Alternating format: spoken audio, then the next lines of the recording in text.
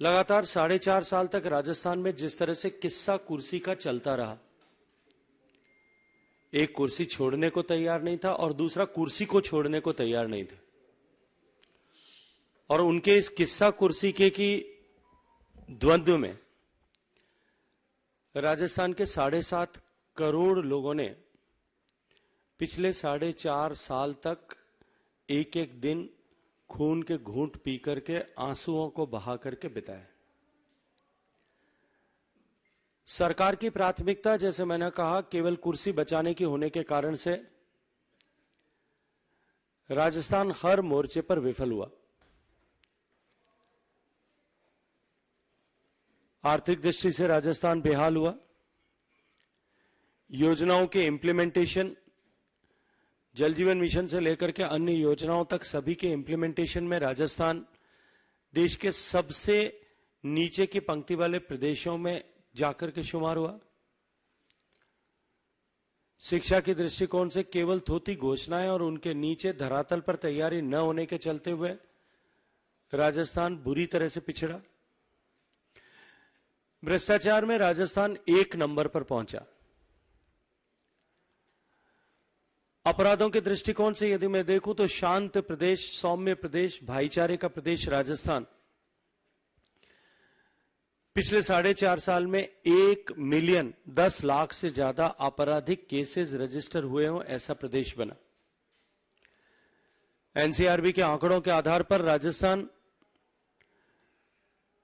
महिलाओं के प्रति दुर्व्यवहार या महिलाओं के प्रति अपराध, इस दृष्टिकोण से 1 नंबर पर पहली पायदान पर आकर के खड़ा हुआ। 2 लाख से ज्यादा मुकदमे पिछले दिनों में राजस्थान में, पिछले इन 4.5 वर्ष के कालखंड में कांग्रेस की सरकार में राजस्थान में दर्ज हुए। यहां तक नहीं, गैंगरेप के मामलों में, अबोध बालिकाओं और बच्चों के प्रति इस तरह के हिंसात्मक मॉलेस्टेशन के केसेस के दृष्टिकोण से भी राजस्थान 1 नंबर पर हुआ। दलितों के ऊपर होने वाले अत्याचारों और केसेस के दृष्टिकोण से भी राजस्थान पहली पायदान पर रहा। राजस्थान में जिस तरह से लॉ एंड ऑर्डर सिचुएशन गड़बड़ाई, हर मोर्चे पर राजस्थान विफल हुआ है। उसके साथ साथ में राजस्थान पुलिस का जो ध्येय वाक्य है, अपराधियों में डर और आम जन में विश्वास, वस्तुस्थिति ठीक इसके उलट हुई। आज हालात इस तरह से हैं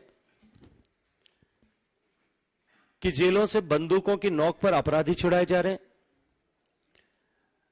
पुलिस की कस्टडी में, जुडिशियल कस्टडी में अपराधी गैंग वॉर करके एक दूसरे को मारते हुए दिखाई दे रहे हैं। हर दूसरे दिन कहीं न कहीं सरेआम गोलियां चला करके हत्याएं करने की वारदातें हो रही है। हर दूसरे दिन कहीं न कहीं किसी न किसी व्यापारी को, व्यवसायी को, कामगार को धमकी देकर के एक्सटॉर्शन करने की घटनाएं हो रही है। और इन सब के चलते हुए धरातल पर पुलिस का ध्येय वाक्य बदल करके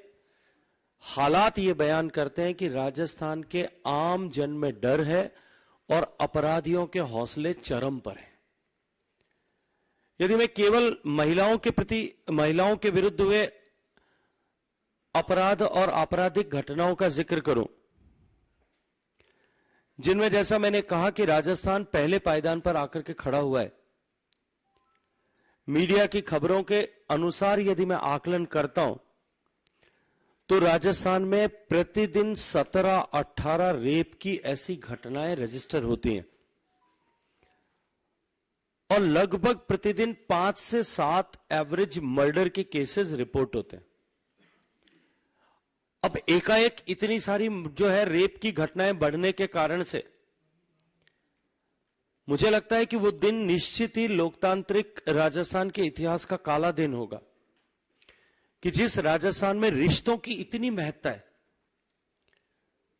जहां सूत का एक डोरा बांध करके भी एक बहन अपने जिसको डोरा बांधा गया उसको भाई मानते हुए, उसको भाई मान करके उससे अपनी सुरक्षा के लिए प्राण तक न्यौछावर कर देगा, ऐसा विश्वास करती है। और ऐसे अनेक उदाहरण राजस्थान के इतिहास में होंगे।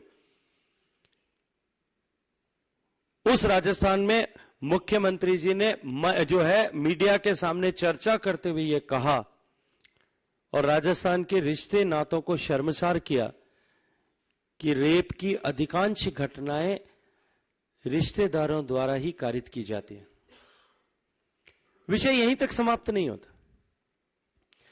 जिस राजस्थान की पहचान पन्नाधाय से, जिस राजस्थान की पहचान जिस राजस्थान की पहचान रानी पद्मिनी से, जिस राजस्थान की पहचान मीराबाई की भक्ति से, जिस राजस्थान की पहचान कर्माबाई के कीच से, जिस राजस्थान की पहचान महिलाओं के सम्मान से होती थी, और जिस राजस्थान की पहचान ऐसे लोगों से होती थी, ऐसे रणबांकुरों से होती थी जिन्होंने महिलाओं के सम्मान की रक्षा के लिए एक एक युद्ध में अपनी कई पीढ़ियां खपा दी, उस राजस्थान में भाई बहन के रिश्ते को शर्मसार करते हुए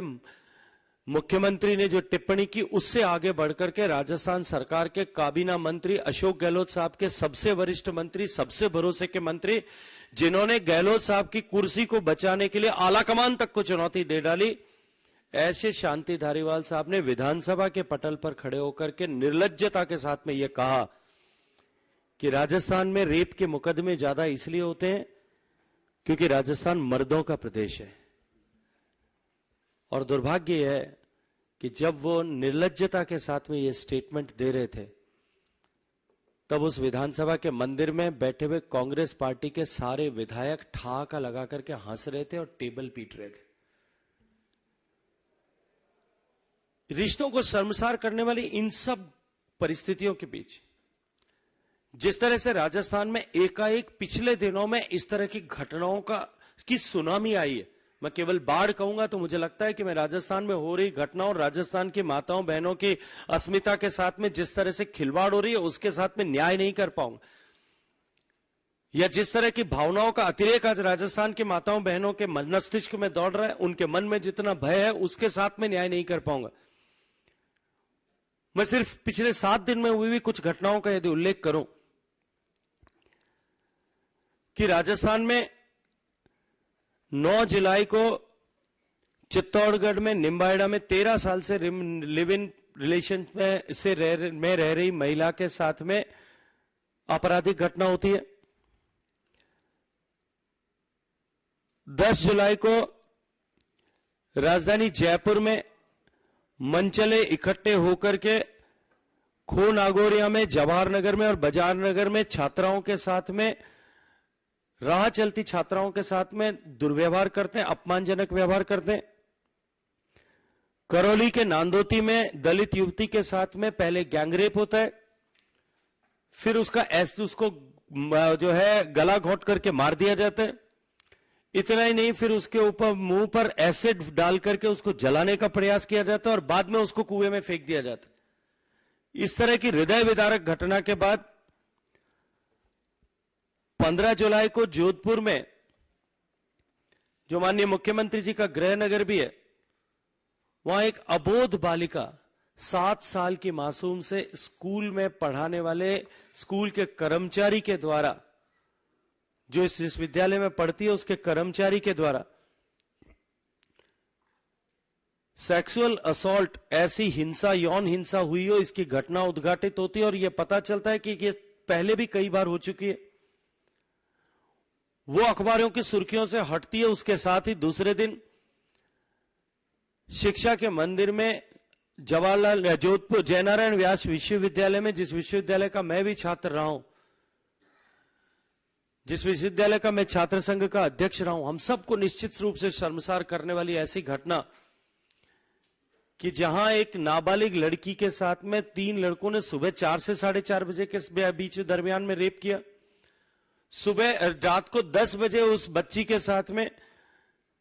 एक होटल का संचालक या मैनेजर इस तरह का दुर्व्यवहार करने का प्रयास करता है, वहां से बच करके निकल करके बस स्टैंड पे आकर के बैठती है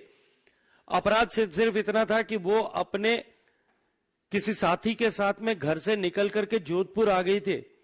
और डर के मारे, क्योंकि पुलिस के पास चली जाऊंगी तो ये डर है, इस डर के मारे जो खौफ है, उस खौफ के चलते पुलिस के पास न जाकर के बस स्टैंड पर बैठती है, वहां से भुला करके बरगला करके ले जा करके 3 युवक उसके साथ में रेप करते हैं। और पुलिस प्रशासन और सरकार के बैठे हुए सारे सरकार के मुखिया जी से लेकर के सब लोग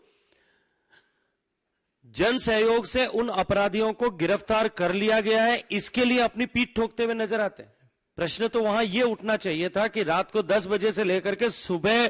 4 बजे तक वो लोग सड़क पर घूम रहे थे। कहां आपकी गश्त थी, कहां आपकी पुलिस थी, कहां आपका अभय कमांड सेंटर काम कर रहा था, कहां आपका इलेक्ट्रॉनिक सर्विलांस काम कर रहा था, या उसकी भी हालात ठीक वैसे ही थे जैसे माननीय मुख्यमंत्री जी की अन्य घोषणाओं के धरातल पर होते हैं। उससे आगे बढ़कर के जब इस विषय में आप दुर्भाग्यपूर्ण घटना को देखिए कि इतनी बड़ी घटना होने के बाद में जब जोधपुर जिले की एक कांग्रेस पार्टी की युवा विधायक को जब प्रश्न किया जाता है तो वह माननीय विधायक महोदया कहती हैं, उसका दर्द समझने की कोशिश कीजिए कि मैं तो सिक्योरिटी में रहती हूं, उसके बाद में भी अपने आप को सुरक्षित महसूस नहीं करती। और वो ये कहने को मजबूर होती हैं कि मुझ पर सिक्योरिटी में पूर्व सूचना होने के बावजूद भी हमला हुआ और मेरे हमले के ऊपर आज तक हमलावर गिरफ्तार नहीं किए जा सके। उसी के साथ 19 जुलाई को जोधपुर में जो हृदय विदारक घटना हुई, आप सब पत्रकार मित्रों ने उसको बहुत गंभीरता के साथ में लेते हुए अपने अपने प्लेटफॉर्म्स पर उसको स्थान दिया। 4 लोगों को, 2 महिलाओं को, एक पिता और एक छोटी सी आबोध बच्ची, उनको मार दिया जाता है गला काट करके और उसके बाद में उनके ऊपर जो है ज्वलनशील पदार्थ डाल करके आग लगा दी जाती है। सरकार मात्र इन सब के घटनाओं के बाद में हमने गिरफ्तार किया है या गिरफ्तार करने के लिए कार्रवाई कर रहे हैं, इन 2 के साथ में अपने आप को पीठ थपथपा करके और अपने आत्ममुग्धता के भाव में जीने के से बाहर नहीं आ रही है। एसएमएस अस्पताल के कॉटेज वार्ड में बुलाकर युवती के साथ में छेड़छाड़ की घटना होती है। जयपुर में चूरू जिले में 19 जुलाई को दलित किशोरी से बलात्कार कर 3 लोगों पे केस दर्ज होता है, पोक्सो का कानून में केस दर्ज होता है, कार्रवाई नहीं हो पाती है। 1 सप्ताह में इस तरह से प्रतिदिन जो है राजस्थान में इस तरह की बड़ी घटनाएं, ये मैंने कुछ घटनाओं का उल्लेख आपके सामने किया है। प्रतिवर्ष 45,000 से ज्यादा घटनाएं इस तरह की रजिस्टर हो रही हैं। राजस्थान में जिस तरह से महिलाओं में इसको लेकर के डर है, जिस तरह से राजस्थान की महिलाओं में भय का माहौल है, छोटी छोटी बच्चियां, स्कूल में जाने वाली बच्चियों से लेकर के कॉलेज में पढ़ने वाली युवतियों से लेकर के गृहिणियां तक, क्योंकि कोई भी जगह सुरक्षित नहीं। घर में रेप हो रहा है, विश्वविद्यालय और विद्यालय में इस तरह की घटनाएं हो रही है, मार्केट प्लेस और वर्क प्लेस पर इस तरह की घटनाएं हो रही है, बगीचे में इस तरह की घटनाएं हो रही है, पुलिस थाने में इस तरह की घटनाएं हो रही है, दुर्घटना होने पर एम्बुलेंस में जाते वक्त रास्ते में एम्बुलेंस में रेप हो रहा है, हॉस्पिटल में रेप हो रहा है। कोई भी स्थान जो है, किसी भी तरह का स्थान आज राजस्थान में महिलाओं के लिए सुरक्षित नहीं रह गया। और सरकार है कि अपने आप को सर्टिफिकेट देकर के और अपने आप को ही आत्म प्रशंसा, जो है मुग्धता के भाव में जीने को मजबूर है। राजस्थान में जिस तरह का भय का माहौल इन सब के कारण से बढ़ा है, और इन सब से आगे हट करके अगर मैं बात करूं तो राजस्थान में जिस तरह से तुष्टीकरण का माहौल है, ये निश्चित रूप से राजस्थान के हालात इन सब व्यवस्थाओं के चलते हुए बहुत खराब हैं। भारतीय जनता पार्टी ने सड़क से लेकर के सदन तक सरकार के खिलाफ इन सब विषयों पर आवाज उठाने की कोशिश की है, लेकिन सरकार शायद जानबूझ करके आंखें मूंद करके सोने का नाटक कर रही है और अपनी कुर्सी को बचाने के लिए, कुर्सी को बनाए रखने के लिए सरकार के धन का दुरुपयोग करके अपनी राजनीति को चमकाने का प्रयास कर रही है। लेकिन मैं कहना चाहता हूं कि राजस्थान की जनता एक एक दिन गिन करके इंतजार कर रही है और समय आने पर निश्चित रूप से इसका माकूल जवाब देने वाली है। धन्यवाद।